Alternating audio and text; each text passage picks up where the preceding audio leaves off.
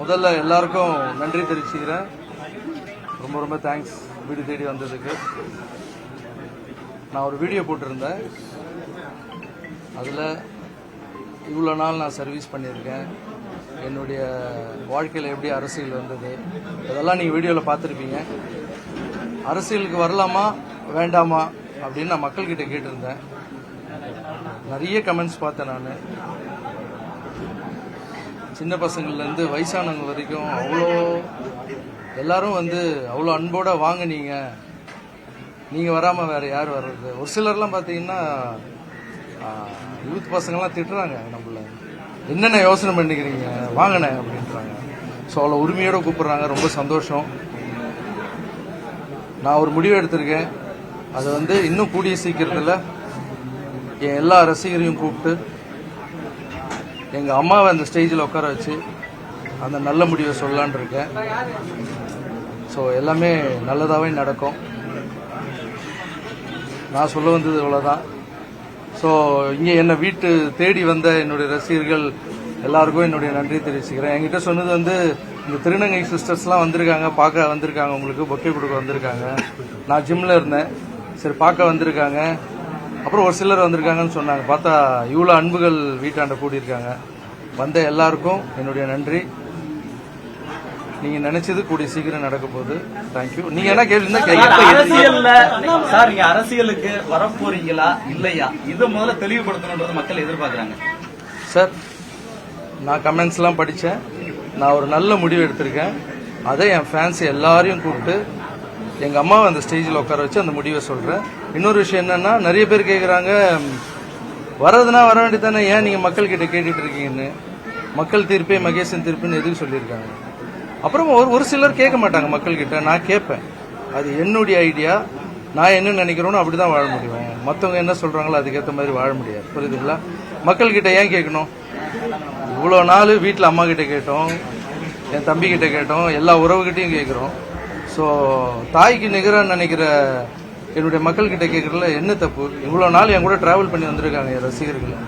அப்புறம் திருநங்கை தங்கைகள் கூட நேற்று பேசினேன், என்னுடைய மாற்றுத்திறனாளிகளாலும் கூட பேசினேன். எல்லாருக்கும் பேசி ஒரு வார்த்தை கேட்கறதுல அவங்களுக்கு மரியாதை கொடுக்கறதுல என்ன கெட்டு போகுது? ஸோ நீங்க ஏன் கேட்குறீங்கன்ற கேள்வி கேட்குறீங்கல்ல, அது உங்க விருப்பம், நீங்க கேளுங்க. நான் இனிமே எதனா செய்யறதுன்னா மக்கள் கிட்ட கேட்டு தான் செய்வேன். அதுக்குன்னு சின்ன சின்ன விஷயம்லாம் இல்லை. ஏதோ ஒரு பெரிய முடிவு எடுக்கணும்னா மக்கள் கிட்ட கேட்பேன். இது ஏன் ஸ்டைல் இல்ல. ஆல்ரெடி நீங்க அரசியல்ல இருக்கிறதா தான் நாங்க புரிஞ்சுக்கணும். இந்த ஒரு மாசம் தாவேக அரசு நீங்க எப்படி பாக்குறீங்க, எப்படி மதிப்பிடுறீங்க, அவங்களோட செயல்பாடுகள் எப்படி இருக்கு? புரியல சார். தமிழக வெற்றி கழக அரசு, விஜய் தலைமையிலான அரசு ஒரு மாசம் கடந்து இருக்கு, முடிச்சிருக்காங்க.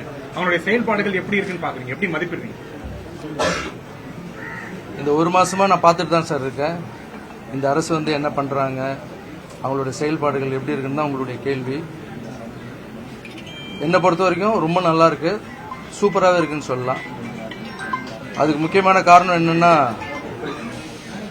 ஒரு விஷயம் என்ன ரொம்ப இம்ப்ரெஸ் பண்ணிச்சு. கோவில் முன்னாடி இருக்கிற மதுக்கடையை மூடுறதுன்னு, ஸ்கூல் பசங்க ஸ்கூலுக்கு முன்னாடி மதுக்கடையை மூடுறதுன்றது எனக்கு ரொம்ப பிடிச்சிருந்தது. அப்புறம் இந்த கல்வித்துறை அமைச்சர் அவருடைய நடவடிக்கை, அப்புறம் அறநிலைத்துறை அமைச்சர் அவருடைய நடவடிக்கை, இதெல்லாம் வீடியோவில் பார்க்குறோம். உங்களை மாதிரி தான் நானும் பார்த்துட்டு இருக்கேன். ஸோ அவங்களுக்கு கொஞ்சம் டைம் கூட தேவைப்படுது சார். இப்போ நம்ம ஒரு புதிய ஏரியாவில் போய் நம்ம ஒரு வாடகை வீட்டுக்கு போகிறோம்னு வச்சிங்களேன். அந்த வாடகை வீட்டுக்கு போனவொடனே வீடு பார்க்கும்போது நல்லா இருக்கும் சார். ஓனர் கீ கொடுப்பாரு. வீட்டுக்குள்ளே போனாதான் எங்கே பைப்பு சரியில்லை, எங்கே ஃபேன் சுற்றலை, எந்த இடத்துல பெயிண்ட் அடிச்சு கொட்டுது, உள்ளே போன பிறகு தான் சார் தெரியும் நம்மளுக்கு. ஸோ அந்த மாதிரி ஒரு வீட்டுக்கு போகிறதுக்கே அப்படி இருக்கு. ரோட்டில் இருக்கிற தெருநாய் கூட நம்மளை பார்த்தா கத்தும்,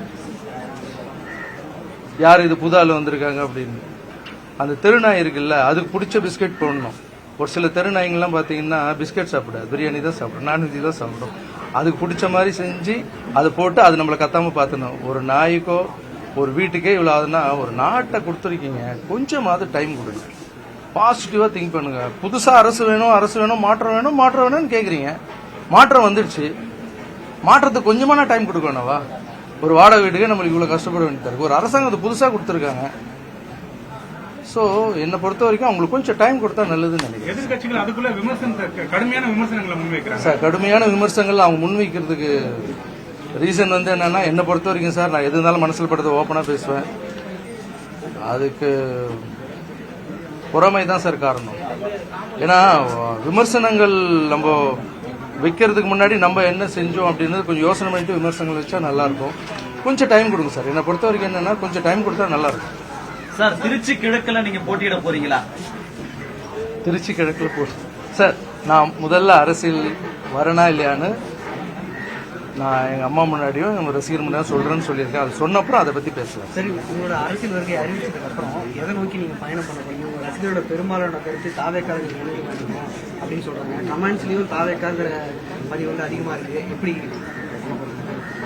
சார் யார் கூட வரணும், எந்த டைமில் வரணும், எப்படி வரணும், என்னுடைய அரசியல் நிலைப்பாடு என்னன்னு நான் ஒரு நல்ல முடிவு எடுத்திருக்கேன். அதை கூடிய சீக்கிரம் ரசிகர்கள் முன்னாடி சொல்லுவேன். எதிர்கட்சிகள்லாம் ஒரு விமர்சனத்தை வைக்கிறாங்க விஜய் மீது.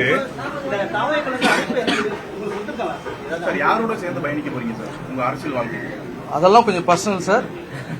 அதெல்லாம் பர்சனலான விஷயம். ஒரு சில ஃபோன் வந்திருக்கு, எல்லாம் சாப்பிட கூப்பிட்டுருக்காங்க, வாங்கன்னு சொல்லி அட்வைஸ் பண்ண கூப்பிட்டுருக்கேன். எனக்கு என்ன நான் ட்ரெஸ் வச்சு நடக்கும்போது எல்லா கட்சி தலைவர்கிட்டையும் நான் போய் ஹெல்ப் கேட்டிருக்கேன் சார். எல்லாரும் வந்து எனக்கு எதிரி இல்லை, எல்லாரும் எனக்கு நண்பர் தான். ஸோ எல்லார்கிட்டையும் அட்வைஸ் வாங்கி பெரியவங்க கிட்ட எல்லா கட்சி தலைவரும் பார்த்து ஆசீர்வாதம் வாங்கிட்டு என்னோட முடிவை சீக்கிரமா அறிவிப்பேன் சார். ரஜினி அவர்களோட இது குறித்து ஏதாவது பேசுனீங்களா? உங்களுடைய அரசியல் இந்த மூவ்மெண்ட் அதாவது வரவேணான்றத ரஜினி அவர்களோட ஏதாவது பேசுனீங்களா? உரையாடினீங்களா? கலந்து ஆலோசிச்சீங்களா? அவர் ஆசீர்வாதம் இல்லாம நான் எதுவுமே பண்ண மாட்டேன் சார்.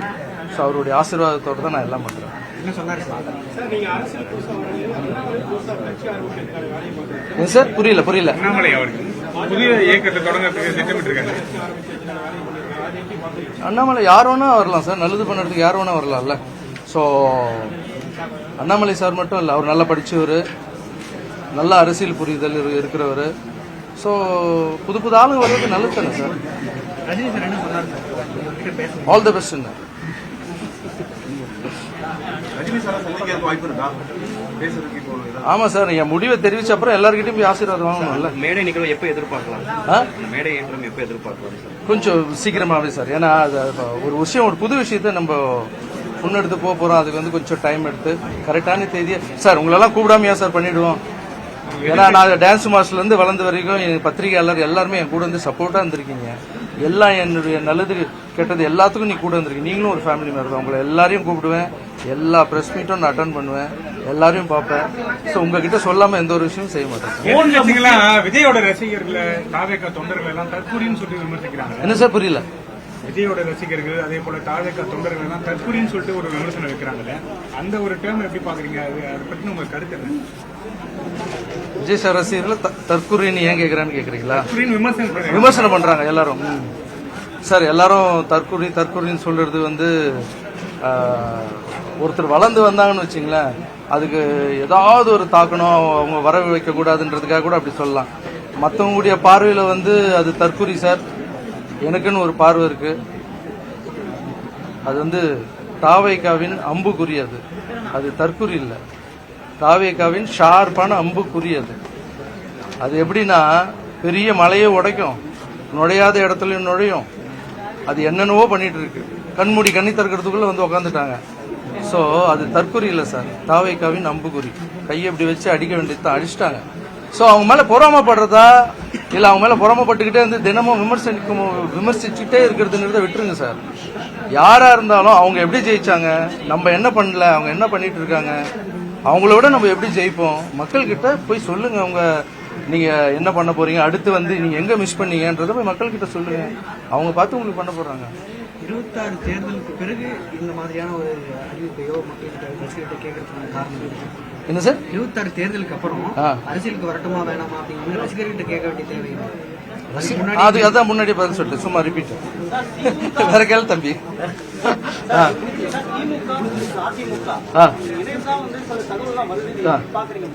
இல்ல சார், அதெல்லாம் ரூமர் சார். ரூமருக்கெல்லாம் பதில் சொல்ல முடியாது சார். ஏன்னா நம்ம வந்து எந்த விஷயம் வந்து வெளிப்படையா அவங்க சொல்றாங்களோ அதுக்கு தான் சொல்ல முடியும் நம்ம. சார் அரசியலுக்கு வந்த அப்புறம் நடிப்பிலும் உங்களோட பயணம் தொடருமா? அரசியலுக்கு வரனா இல்லையன்றது சொல்லிடுறேன், அதுக்கப்புறம் நடிப்பினத்தை பற்றி பேசலாம். விஜய் அவர்கள் வந்து பிரஸ் மீட்டே பண்ண மாட்டாரு, தமிழ்நாடு நலன் சார்ந்த பிரச்சனைகள் தொடர்பாக இது வரைக்கும் பேசவே மாட்டாரு அப்படின்னு சொல்லிட்டு விமர்சனம் இருக்காங்க. அதுக்கு ஏதோ ஒரு காரணம், ஏதாவது சொல்ல விரும்புறீங்களா? அது ஏதாவது ஒரு காரணம் இருக்கும். சும்மா வந்து உட்காந்து பேசிட்டு இருக்கிறவங்க வேணுமா இல்ல செயல்படுறவங்க வேணுமா, நீங்க தான் டிசைட் பண்ணுங்க. சார் இப்போ நீங்க இப்போ உங்களுக்கு எல்லாரும் இன்வால்வா இருக்கா ஒருவேளை அரசியல் முடிவை எடுத்த பிறகு அவங்களே உங்களுக்கு எதிராக மாற வேண்டியிருக்கும் நிறைய பேர் விமர்சிக்க அந்த சமயத்துல நீங்க எப்படி செயல்படுவீங்க என்ன மாதிரி சொல்லுங்க சார் இப்போ இருக்கிற எல்லா அரசியல் கட்சி தலைவரும் நான் அண்ணனா பார்க்குறேன், என்னுடைய அப்பாவை பார்க்குறேன், வயசானவங்க எல்லாருமே எனக்கு ஒரு சொந்த மாதிரி தான் சார் பார்க்குறேன். ஒருவேளை நான் என்னுடைய அரசியலுக்கு நான் என்னுடைய நிலைப்பாட்டை எடுத்து வைக்கும்போது அவங்க என்ன இப்போ மட்டும் நான் அடிக்கலன்னு நினைக்கிறீங்க, நான் வரலாமா வேணாமான்னு கேட்டதுக்கு லைட்டா அடிக்க ஆரம்பிச்சிட்டாங்க, ஸ்மெல் எல்லாம் வருது. ஸோ இப்போ நான் விஜய் சார் பத்தி வேற பேசியிருக்கேன்ல, இப்போ அந்த அம்புன்னு பேசியிருக்கேன், வாடகை வீடுன்னு பேசியிருக்கேன், இதுக்கெல்லாம் இன்னும் அடிப்பாங்க. அடிக்கட்டும், ஒன்றும் பிரச்சனை இல்லை. ஏன்னா இல்ல நான் சொல்ல முடிச்சிடுறேன். அடிக்கட்டும், எல்லாமே விளையாட்டு தானே, நம்மளும் நல்லா கேம் ஆடுவோம்ல, களத்துக்கு இறங்கணும்னு நம்மளும் கேம் ஆட ஆரம்பிப்போம். சார் மக்கள் ஆதரவு எப்படி இருக்குன்னு நினைக்கிறீங்க? நீங்க அரசியலுக்கு வந்தா மக்கள் ஆதரவு எப்படி இருக்குன்னு நினைக்கிறீங்க? மக்கள் ஆதரவு நான் சொல்ல மாட்டேன் சார், நீங்களே பாக்குறீங்களே, கமெண்ட்ஸ் போய் பாருங்க. நான் போட்ட வீடியோக்கு எப்படி கமெண்ட்ஸ் பண்றாங்கன்னு பாருங்க. கண்டிப்பா மக்களுக்கு யார் நல்லவங்க கெட்டவங்கன்னு தெரியும் சார். சார் நடிக்கவே முடியாது சார், இப்ப இருக்கிற சோசியல் மீடியா வளர்ந்துருச்சு சார். நீ நடிச்சா அதுக்கு உண்டான பலன் கிடைக்கும் சார், நீ உண்மையா இருந்தா அதுக்கு உண்டான பலன் கிடைக்கும் சார். நான் நடிக்க மாட்டேன் சார், உண்மையா இருப்பேன் சார். சில வருஷத்துக்கு முன்னாடி உங்களுக்கும் திரு சீமான் அவர்களுக்கும் ஒரு கருத்து மோதல் இருந்தது, அது தீர்ந்துருச்சா? இல்ல அவரையும் நீங்க அண்ணனா தான் பாக்குறீங்களா? இல்ல அவரை போய் சந்திப்பீங்க? அதான் வீடியோலயே சொல்லிட்டேன்ல சார். சீமான் சார் ஃபர்ஸ்ட் பிரச்சனையா இருந்தது, அதுக்கப்புறம் ஜிகர்தண்டா பார்த்தேன், அவர் தான் அன்பு எது கொடுத்தாலும் அதீதமா இருக்கும். அண்ணன் போன் பண்ணி பேசினார், எல்லாம் டீட்டெயிலா சொல்லியிருக்கேன் சார். இங்க அரசியலுக்கு நான் வர்றது சண்டை போடுறதுக்கு வரல சார், வெறுப்பு அரசியல் பண்றதுக்காக வரல. மக்களுக்கு என்னால முடிஞ்சது பண்ணிட்டு இருக்கேன். இதுக்கப்புறம் வந்தா அதுல எப்படி எல்லாம் பண்ண முடியும்ன்ற ஒரே ஒரு ஆசை தான் சார். இதுக்கப்புறம் இங்க பணம் சம்பாதிக்கணும், இல்ல இது பதவியில் உட்காந்துக்கணும், அதுக்கெல்லாம் வரல சார். எனக்கு தெரிஞ்ச ஒரு 100 மாற்றுத்திறனாளிக்கு பண்றேன்னா அங்க வந்தா லட்சம் மாற்றுத்திறனாளிக்கு பண்ணுவோம் சார். எனக்கு தெரிஞ்ச கஷ்டப்படுறவங்க, சாப்பிடுறவங்க, வறுமை நிலையில இருக்கிறவங்களுக்கு இப்ப முடிஞ்சு 1 லட்சம் பேருக்கு பண்றேன், அங்க கோடி மெம்பருக்கு என்னால பண்ண முடியும் சார்.